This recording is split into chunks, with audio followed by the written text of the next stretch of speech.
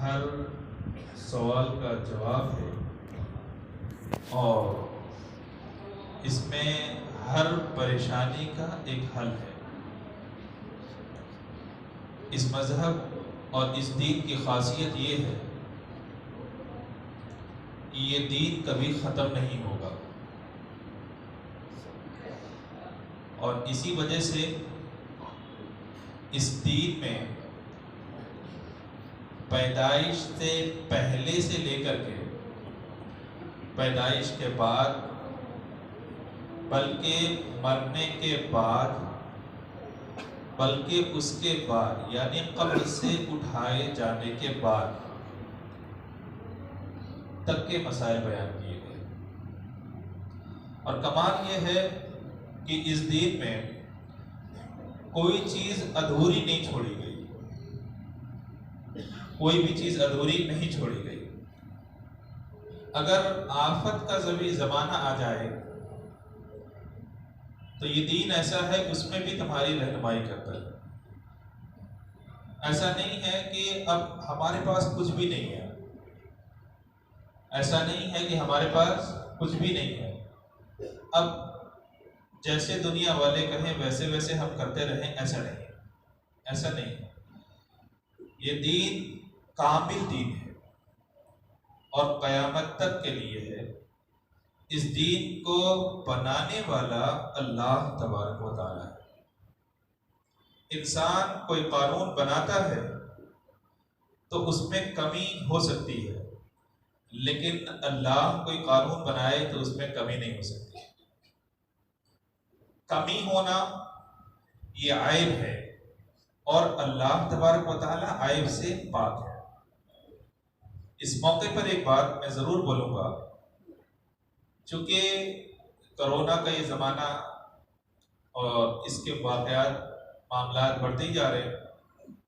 گزشتہ جمعہ میں نے آپ سے کہا تھا عبادت ویسے ہی ادا کی جائے گی جیسے عبادت ہمارے اوپر ہے، اس سے ہٹ کر کے نہیں۔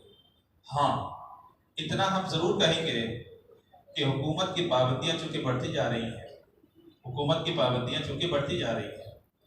گزشتہ جمعہ بتائی گئی تھی یہ بات کہ آپ جب جمعہ پڑھ کر کے نکلیں تو تھوڑا تھوڑا کر کے نکلیں، ایک ہی ساتھ نکلنے کی کیا ضرورت ہے؟ مسجد میں جتنے زیادہ رہیں گے اللہ ثواب بھی اتنا زیادہ عطا فرمائے گا، دھیرے دھیرے کر کے نکلیں۔ دوسری چیز، آپ ماسک لگا کر کے نکلیں۔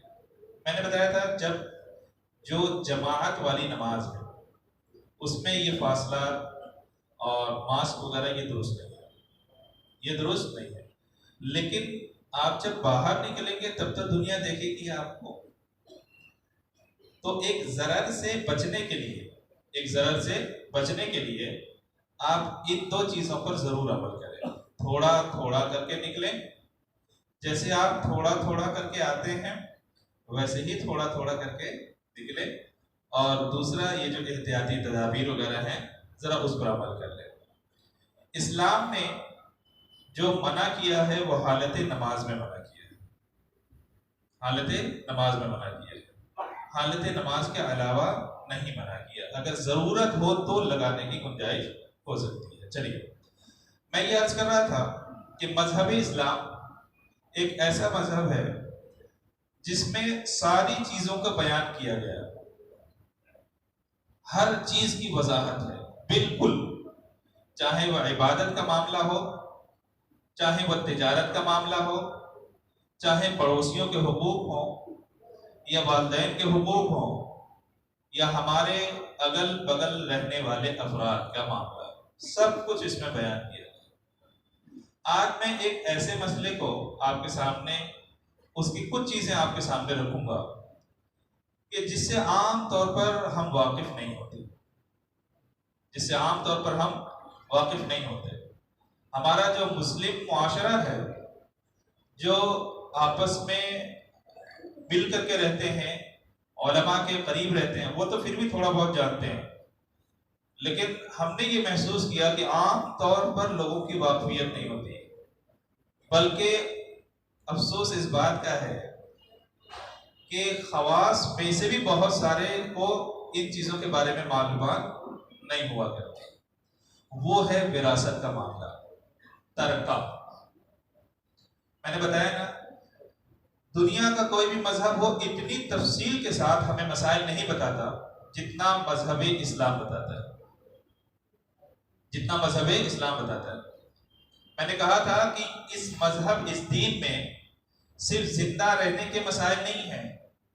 جب آپ اور ہماری آنکھیں بند ہو جائیں گی تب ہمارے پیچھے والے لوگوں کو کن چیزوں پر عمل کرنا ہے تفصیلی طور پر اسے بھی قرآن پاک احادیث مبارکہ میں بیان کیا گیا۔ نبی پاک صلی اللہ تعالی علیہ وسلم نے ارشاد فرمایا، تعلموا الفرائض فإنها نصف العلم۔ علم فرائض یعنی ترکے کا جو علم ہوتا ہے نا، کہ ایک شخص کا انتقال ہو گیا، بیوی ہے تو بیوی کو کتنا ملے گا، بیٹا ہے تو بیٹے کو کتنا ملے گا، بیٹی ہے تو بیٹی کو کتنا ملے گا، ماں باپ ہیں تو ماں باپ کو کتنا ملے گا۔ اس علم کو علم فرائض کہتے ہیں۔ اور نبی پاک صلی اللہ تعالی علیہ وسلم نے ارشاد فرمایا کہ یہ نصف علم ہے، آدھا علم ہے۔ مطلب دنیا کے سارے علوم ملا دو تو سارے علوم آدھے علم میں جمع، اور یہ آدھا علم مکمل طور پر سارے علم کے بالمقابل آدھا ہے، تو اس کا مقام بہت بڑا ہوا۔ اور سرکار نے یہ بھی فرمایا کہ قرب قیامت سب سے پہلے جو علم اٹھایا جائے گا وہ یہی علم اٹھایا جائے گا، ہے نا۔ آج ہم اپنے معاشرے میں غور کر کے دیکھیں، سرکار نے کیا فرمایا، سب سے پہلے جو علم اٹھایا جائے گا دنیا سے قرب قیامت وہ یہی علم اٹھایا جائے گا۔ آج آپ غور کر کے دیکھیں، میری باتوں کو نہیں سنیں، آپ اپنی آنکھوں سے دیکھیں، اپنے بھائیوں سے پوچھ کر کے دیکھیں آپ کو کتنا معلوم ہے۔ بھائی نماز روزے کے مسائل تو پھر بھی معلوم ہے کہ نہیں ہے؟ اتنا تو سب کو معلوم ہی ہے کہ فجر میں 2 ہی رکعت فرض ہے، 2 رکعت سنت ہے۔ اتنا یہ بھی معلوم ہے کہ جمعے کی نماز جو فرض ہے وہ 2 ہی رکعت ہے، اس سے پہلے سنتیں ہیں، اس کے بعد کی سنتیں۔ عصر میں کتنی رکعت ہے یہ بھی ایک حد تک معلوم ہے، 5 نمازوں کا حکم معلوم ہے نا۔ کم سے کم آپ کو اتنا تو معلوم ہے کہ روزہ جب رمضان المبارک کا چاند نظر آ جائے تو روزہ فرض ہو جایا کرتا ہے، اتنا تو معلوم ہے۔ کتنا روزہ رکھنا، کہا کہ 1 مہینے تک روزہ رکھنا، کب سے کب تک رکھنا ہے آپ کو اتنا تو معلوم ہے کہ صبح صادق سے لے کر کے غروب آفتاب تک نہ کھانا ہے، نہ پینا ہے، نہ عورت کے قریب جانا ہے، اتنا تو آپ کو معلوم ہے۔ آپ کو یہ بھی معلوم ہے 1 سال پورا ہونے کے بعد جس کے پاس 7.5 تولہ سونا ہو، 52.5 تولہ چاندی ہے تو اس کو زکات نکالنی ہے۔ تمام مسائل کچھ نہ کچھ تو معلوم ہے، تمام مسائل کچھ نہ کچھ تو معلوم ہے۔ لیکن اسی مسجد میں اگر کھڑا کر کے پوچھ دیا جائے، والد کا انتقال ہو جائے، ایک بیٹا ہو، ایک بیٹی ہو، ایک ماں باپ ہو، بتاؤ کس کا کتنا حصہ ہوگا، تو بتا کتنے لوگ ہیں جو بتا سکیں گے، کتنے لوگ ہیں جو بتا سکیں گے۔ تو جیسے سرکار نے فرمایا تھا ویسا ہو رہا ہے کہ نہیں ہو رہا ہے؟ بھائی دنیا کا ہر آدمی جھوٹ بول سکتا ہے، نبی پاک صلی اللہ علیہ وسلم کی زبان سے نکلا ہوا کلمہ کبھی جھوٹا نہیں ہو سکتا۔ قرب قیامت سب سے پہلے جو علم اٹھایا جائے گا، قرب قیامت جو سب سے پہلے علم اٹھایا جائے گا وہ یہی علم ہے، یہی علم ہے نا۔ میں نے بتایا، پھر سے اس بات کو اپنے ذہن میں اچھی طرح سے بٹھا لو کہ آپ کا دین محتاج نہیں ہے، یہ دین محتاج نہیں ہے، یہ تو کمی ہماری ہے کہ ہم نہیں جانتے نا، ورنہ اللہ نے اس دین کی حفاظت کا ذمہ لیا ہے اور اس دین میں کسی کمی کو رکھا ہی نہیں ہے، اس دین میں کسی کمی کو رکھا ہی نہیں ہے۔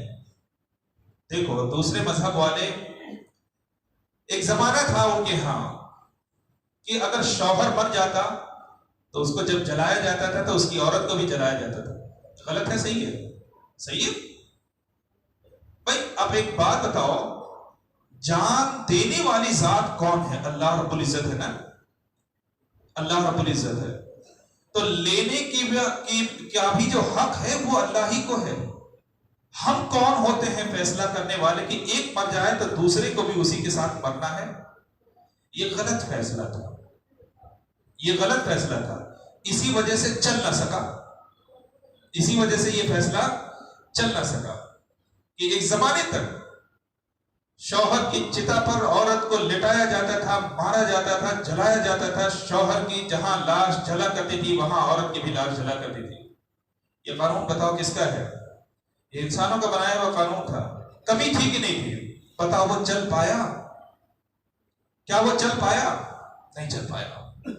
آپ غور کر کے دیکھیں، ایک زمانہ تھا کہ بیٹیاں اگر پیدا ہوتی تھی، آج تو جھوٹوں کا زمانہ ہے، بیٹی بچاؤ، یہ سب ڈھکوسلے بازی ہے. پر اتنا سنو، ایک زمانہ تھا کہ بیٹیوں کو زندہ دفنایا جاتا تھا. دفنایا جاتا تھا کہ نہیں دفنایا جاتا تھا؟ مار دیا جاتا تھا. اور کیا آج نہیں مارا جا رہا؟ آج تو زمانہ آپ کا ترقی کر گیا. وہ پہلے تو پیدا ہونے کے دنیا میں آنے کے بعد مارا جاتا تھا، اب تو پیٹی میں مار دیا جاتا ہے. کھلے لفظوں میں بول رہا ہوں، ڈاکٹر کے الٹرا ساؤنڈ وغیرہ کے ذریعے سے معلوم کر لیا جاتا ہے، ابورشن کرا دیا جاتا ہے. یہ بتاؤ جو بھی یہ کر رہے ہیں ان کو اس کا کس نے حق دیا؟ جان چھوٹی ہو یا بڑی ہو، ہے تو جان. تو جو جان دیتا ہے اسی کو جان لینے کا حق ہوتا ہے. تم کو کس نے حق دیا؟ تم کو کس نے حق دیا جان لینے کا؟ یاد رکھو، 4 مہینے میں بچے میں جان پڑ جاتی ہے، جان پڑ جاتی ہے. اور قرآن پاک کا حکم ہے وَكَتَبْنَا عَلَيْهِمْ فِيهَا أَنَّ النَّفْسَ بِالنَّفْسِ وَالْعَيْنَ بِالْعَيْنِ وَالْأَنْفَ بِالْأَنْفِ وَالْأُذُنَ بِالْأُذُنِ. باقاعدہ پوری تفصیل کے ساتھ قرآن پاک میں بیان کیا گیا. کوئی قتل کرے گا تو قتل کیا جائے گا، آنکھ پھوڑے گا تو آنکھ پھوڑی جائے گی، کان کاٹے گا تو اس کے بھی کان کاٹے جائیں گے، ناک توڑے گا تو ناک توڑی جائے گی. مذہب ہمارا دین ہمیں انصاف سکھاتا ہے.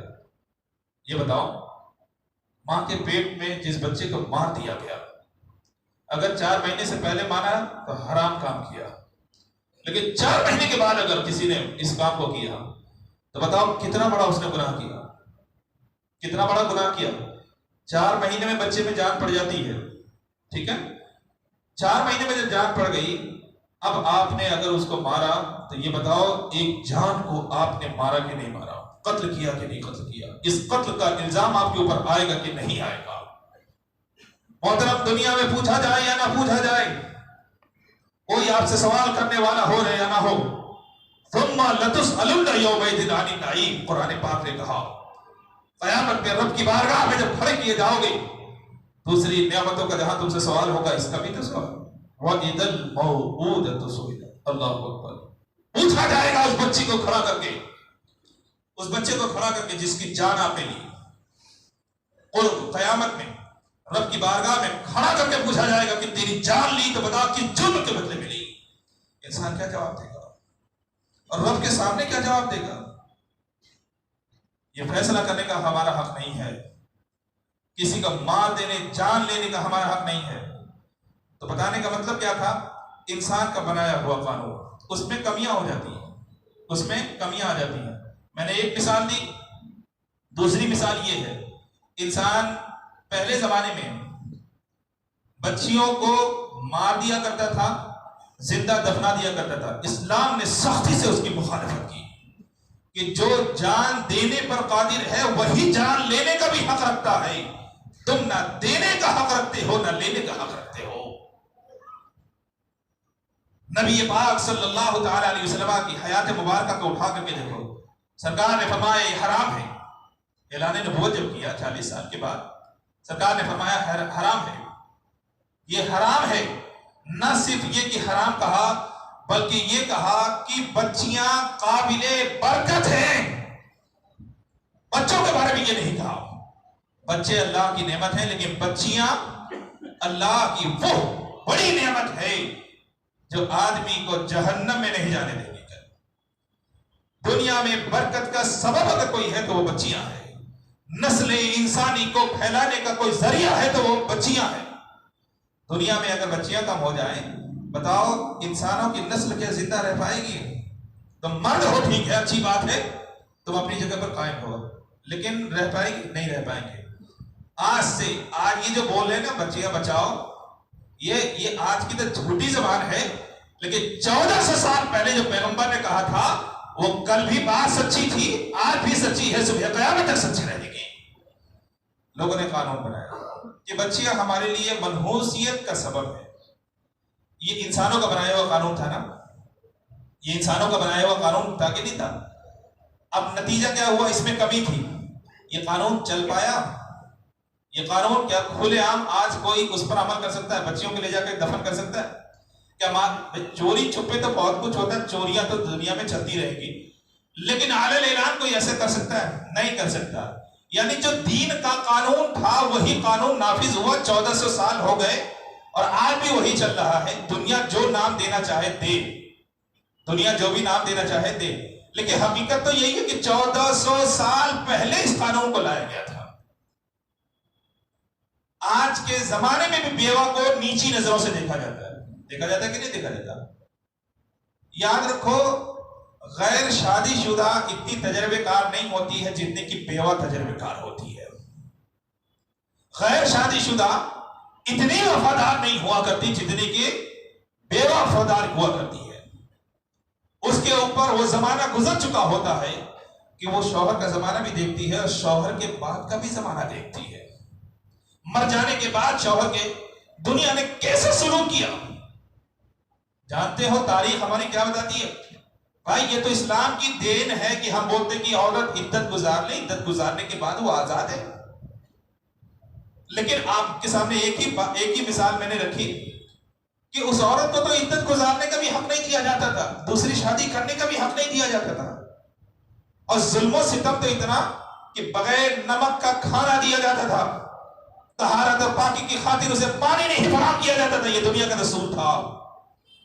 نبی پاک صلی اللہ تعالیٰ علیہ وسلم مذہب اعلان، نبی پاک صلی اللہ تعالیٰ علیہ وسلم کے اعلان نبوت سے پہلے کی تاریخ اٹھا کر کے دیکھو، اس دنیا میں سب سے پہلے اگر کسی بیوہ سے کسی نے نکاح کیا ہے تو نبی پاک صلی اللہ تعالیٰ علیہ وسلم نے کیا ہے۔ یہ دنیا جو ڈھکوسلے بازی ہم کو دکھاتی ہے کہ تمہارا دین ایسا ہے، تمہارا دین ایسا ہے، اور ہم بہت جلدی ان کی باتوں میں آ جاتے ہیں۔ وہ اس لیے آتے ہیں کیونکہ ہم اپنے مذہب کو جانتے ہی نہیں ہیں، ہم اپنے مذہب کو پہچانتے ہی نہیں ہیں، تبھی ان کی باتوں میں آ جاتے ہیں۔ اور ایک بات سن لو، یہاں سے میں بول رہا ہوں کہ جس کا نام ڈیبیٹ ہے، دنیا کی سب سے بڑی گمراہی کی جگہ ہے وہ، دنیا کی سب سے بڑی گمراہی۔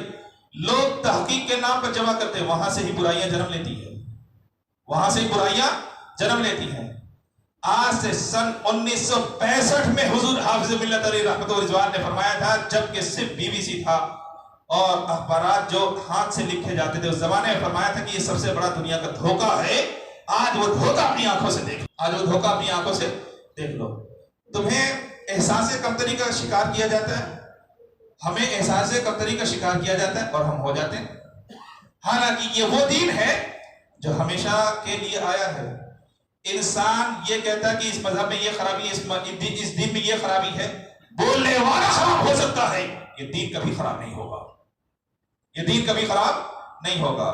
اب دیکھو تاریخ اٹھا کر کے بیوہ کے ساتھ کیا سلوک ہوتا تھا۔ لوگ نیچی نظروں سے دیکھتے تھے، لوگ اسے منحوس سمجھا کرتے تھے۔ خاندان والے آج بھی جو لا علم ہیں، وہ عورت جس کا نکاح ہو گیا اور شوہر مر جائے تو شوہر کے ماں باپ بولتے ہیں کہ یہ ایسی منحوس ہے جو ہمارے بیٹے کو کھا گئی۔ یہ ایسا کیوں بولتے ہیں؟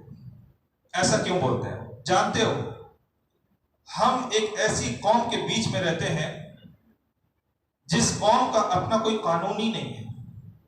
ہم ایک ایسی قوم کے بیچ میں رہتے ہیں، چلو ہم مان لیتے ہیں کہ ہم 20 کروڑ 25 کروڑ 30 کروڑ جتنے بھی ہیں، لیکن رہتے تو اس 100 کروڑ کے بیچ میں ہو۔ یہ نظریات آتے کہاں سے ہیں؟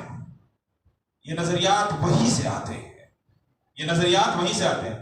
میں نے ابھی کہا تھا قرآن پڑھتے تو تمہارا یہ نظریہ کبھی نہ بنتا۔ اِنَّ صَلَاتِي وَنُسُكِي وَمَحْيَايَ وَمَمَاتِي لِلَّهِ، میری موت اور میری زندگی میرے رب کی عطا کی ہوئی ہے۔ تم کو کس نے اس بات کا حق دیا کہ تم یہ بولو کہ میرے بیٹے کو فلانی کھا گئی؟ تم کو کس نے یہ حق دیا بولنے کا کہ تم یہ بولو کہ میرے بیٹے کو فلانی عورت کھا گئی؟ جب تک نکاح نہ ہوا تھا وہ سلامت تھا، اور نکاح ہونے کے بعد اس کی منحوسیت کی وجہ سے وہ ختم ہو گئی۔ یہ آپ کو، یہ ہم کو حق نہیں ہے، یہ آپ کو اور ہم کو حق نہیں ہے۔ زندگی دینے والی ذات اللہ تبارک و تعالیٰ کی ہے، اور زندگی لینے والی ذات بھی اللہ تبارک و تعالیٰ کی ہے۔ ہمیں یہ بولنے کا، ہمیں یہ کہنے کا کبھی حق نہیں ہے۔ ہم بولتے کیوں ہیں؟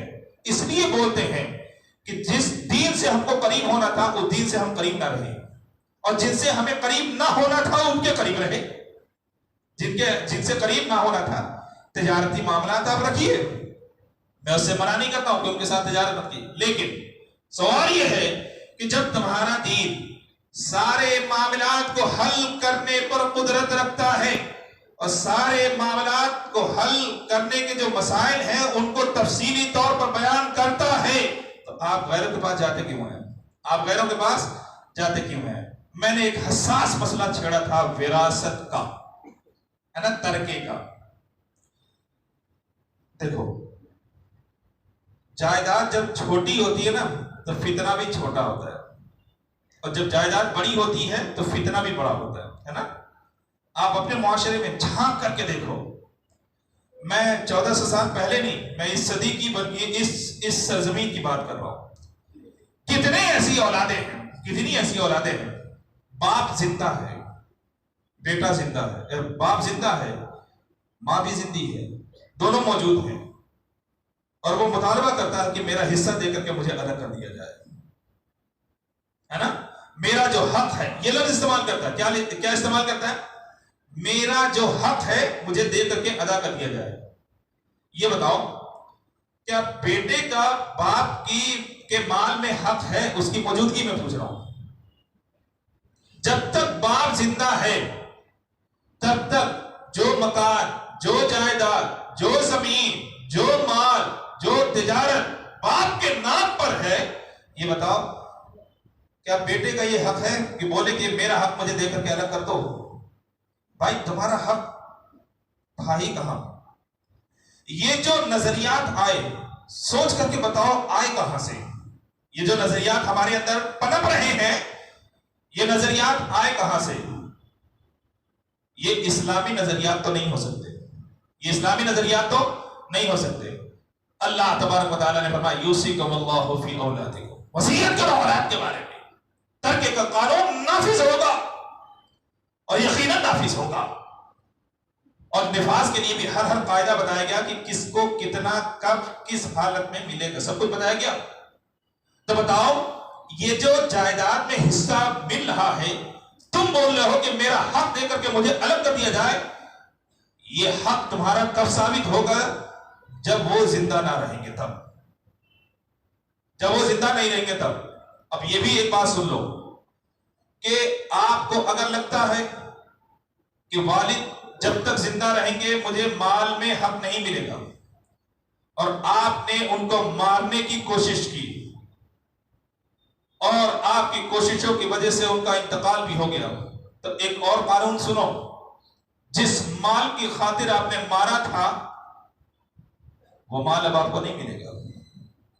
قاتل جسے کہتے ہیں وہ ترکے کا مال نہیں ملے، اسے نہیں ملے گا۔ جو قاتل ثابت ہو گیا، مثال، بھائی یہ آپ کی ہماری بات نہیں ہے، بڑے بڑے سلطنت کے بادشاہ مار دیے گئے بیٹے کے ذریعے سے، اسی لیے تاکہ سلطنت پر بیٹا قابض ہو جائے۔ آج بڑے بڑے وزراء کا حال دیکھو، رات کو اچھے بھلے سوتے ہیں، صبح مردہ ملا کرتے ہیں اپنے بیڈ روم میں، وجہ کیا ہے؟ مار دیے جاتے ہیں۔ اب اگر تمہارے اندر یہ نظریہ پنپ جائے کہ اگر تم نے مارا تو تم کو بھی مار دیا جائے گا، تو بتاؤ کوئی بیٹا باپ کو مارنے کی جرات کرے گا؟ یہ دین وہ ہے جو زندگی لیتا نہیں ہے، زندگی دیا کرتا ہے، زندگی بچایا کرتا ہے، امن و امان فراہم کیا کرتا ہے۔ اب اپنی آنکھ کھول کر کے دیکھو، اولاد کہتی ہے کہ میرا حق دے کر کے مجھے الگ کر دیا جائے، میرا اس جائیداد، اس بلڈنگ، اس عمارت میں جتنا حق ہے مجھے دے دیا جائے۔ بتاؤ آپ کا حق بنتا کب ہے؟ جناب والا، آپ کو ترکے کے اصول بھی معلوم ہونے چاہیے۔ کسی آدمی کا انتقال ہوا، ٹھیک ہے، تو سب سے پہلے آپ کو کیا کرنا ہے؟ اس کا مال بیٹھ کر کے بانٹنا نہیں ہے، یہ تو حیوانیت ہے، یہ تو حیوانیت ہے۔ فرماتے ہیں کہ میت کے مال سے ہی اس کو نہلانے کا معاملہ کیا جائے گا، اسے کفن بھی دیا جائے گا، یہاں تک کہ کفن بھی جو خریدا جائے گا اسی مال سے خریدا جائے گا۔ فرماتے ہیں اس کے بعد قبر میں لے کے گئے، قبر کی کھدائی کی جو قیمت ہے وہ بھی دی جائے گی۔ ہاں اگر وارثین راضی ہو تو اپنی طرف سے دے سکتے ہیں، میں یہ نہیں بول رہا ہوں، لیکن میں حقوق کی بات کرتا ہوں کہ جس ترکے کے لیے ہم مرتے ہیں اس پر ہمارا حق کب بنتا ہے؟ کیا مرنے کے بعد فوراً؟ جی نہیں جناب والا، کفن بھی میت کے مال سے دیا جائے گا، اور کیسا؟ نہ بہت اعلیٰ نہ بہت اوسط، نہ گرا ہوا بھی نہیں۔ انسان 3 طرح کے کپڑے استعمال کرتا ہے، گھر کے اندر ایک الگ استعمال کرتا ہے، ٹھیک ہے، بازاروں میں جب جاتا ہے تو الگ استعمال کرتا ہے، اور جب محفلوں میں جاتا ہے تو الگ استعمال کرتا ہے۔ گھر میں جو استعمال کرتا ہے وہ ادنا، بازاروں میں جو جاتا ہے وہ اوسط، اور جب محفلوں میں جاتا ہے تو اعلیٰ۔ مرنے کے بعد کس طرح کا اسے کفن دیا جائے گا؟ کہتے ہیں نہ اعلیٰ نہ ادنا، بلکہ اوسط کفن دیا جائے گا، بلکہ اسے جیسے زندگی میں وہ پہنتا تھا عام طور پر ویسے ہی کفن دیا جائے گا۔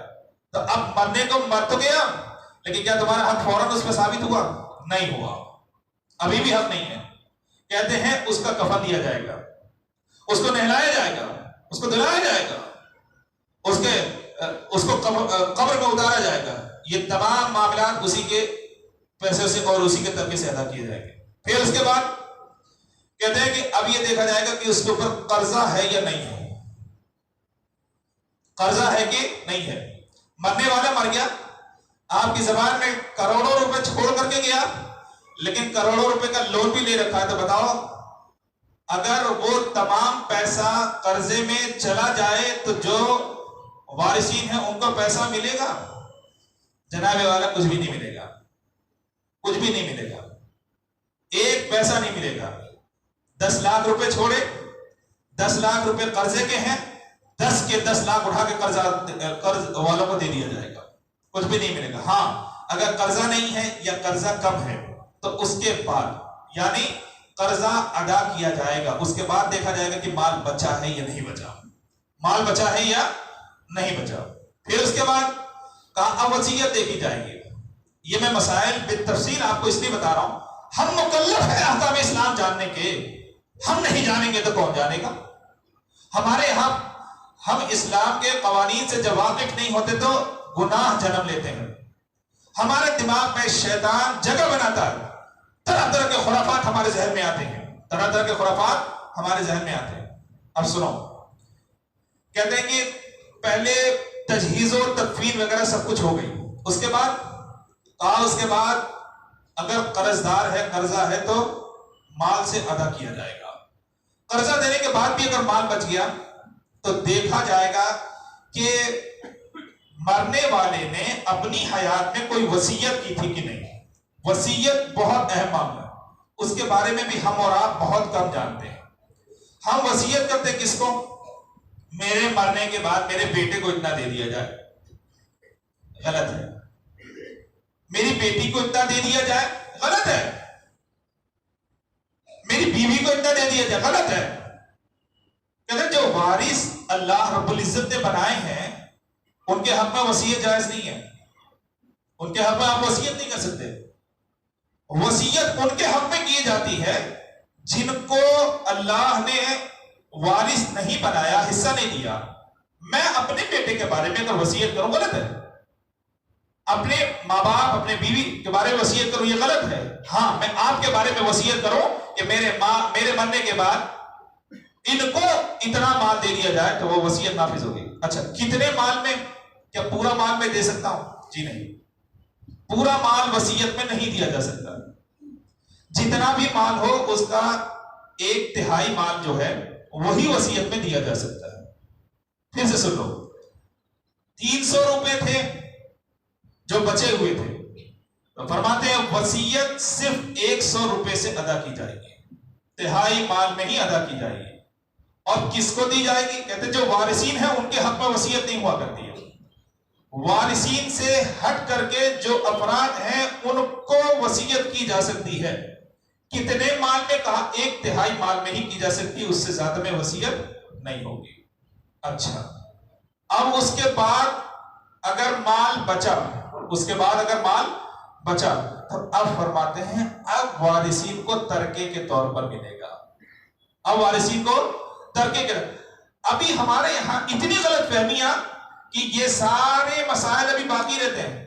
والد ابھی حیات میں ہے، والدہ حیات میں ہے، تبھی مانگنے پہنچ جاتے ہیں کہ میرا حق دیا جائے۔ بھائی تمہارا حق تو مرنے کے بعد بھی فوراً نہیں ہوتا، تمہارا حق تو مرنے کے بعد بھی فوراً نہیں ہوتا، وہ تو یہ تمام چیزیں پوری ہونے کے بعد اگر مال بچے گا تب تمہارا حق ہوگا، وہ بھی شریعت کے مطابق ہوگا۔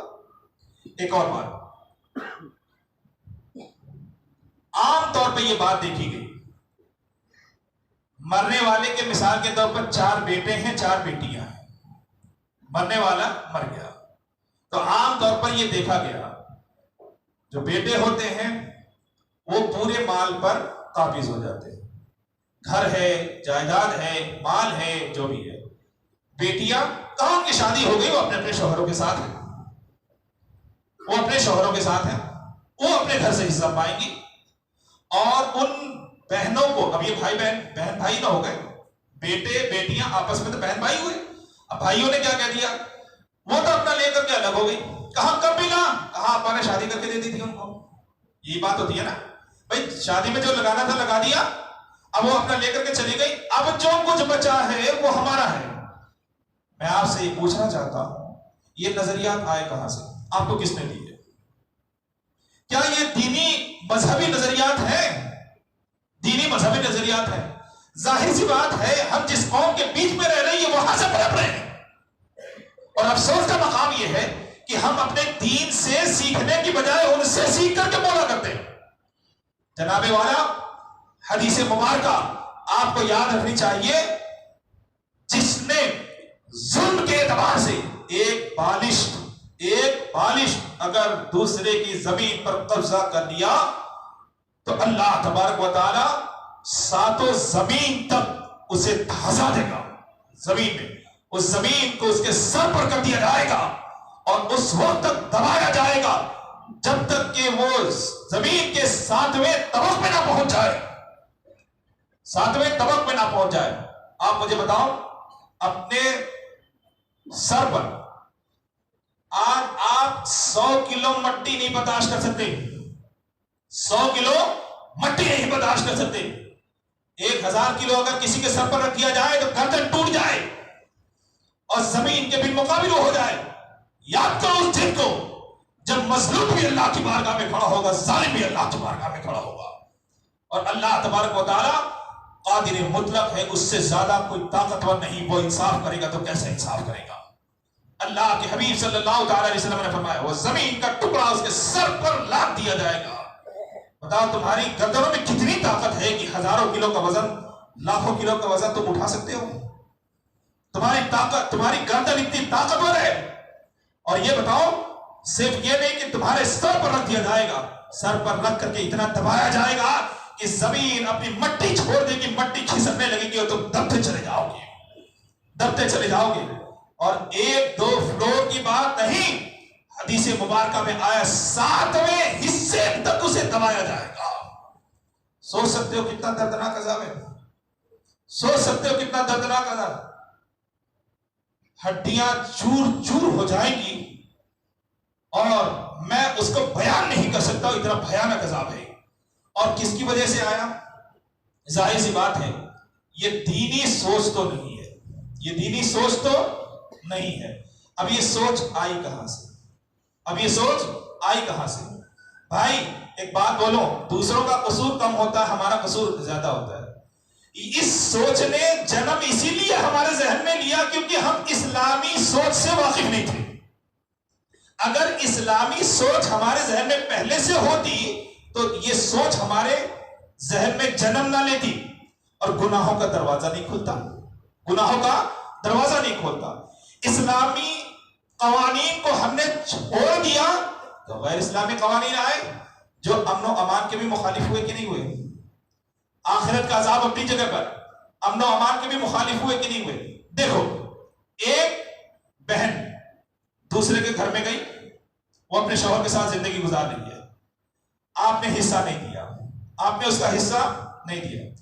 बहन का हिस्सा भाई के हिस्से से आधा होता है, याद रखना चाहिए।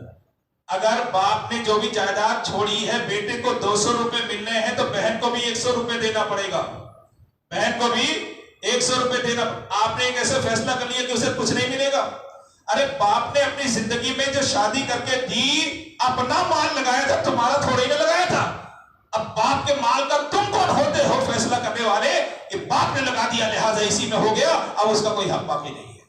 ये गैर मजहबी और गैर दीनी सोच है। अब एक बात बताओ, चलो बहन का हिस्सा आपने नहीं दिया, भाई बहन अपने घर में गई, जिंदगी गुजार रही है, तो भाई आपने तो दबा लिया, लेकिन ये बताओ बहन के शौहर को मालूम होगा कि नहीं मालूम होगा? आज नहीं तो कल तो मालूम ही हो जाएगा कि इनको हिस्सा नहीं मिला। तो वो तुमसे मोहब्बत से पेश आएगा, वो तो सीधा बोलेगा कि साले हमारे जालिम हैं, साले हमारे जालिम हैं जिन्होंने अपनी बहनों का ही हक नहीं दिया।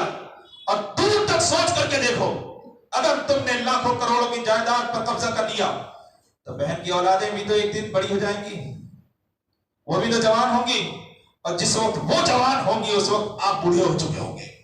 तो बताओ उस वक्त वो तुमको छोड़ेगी?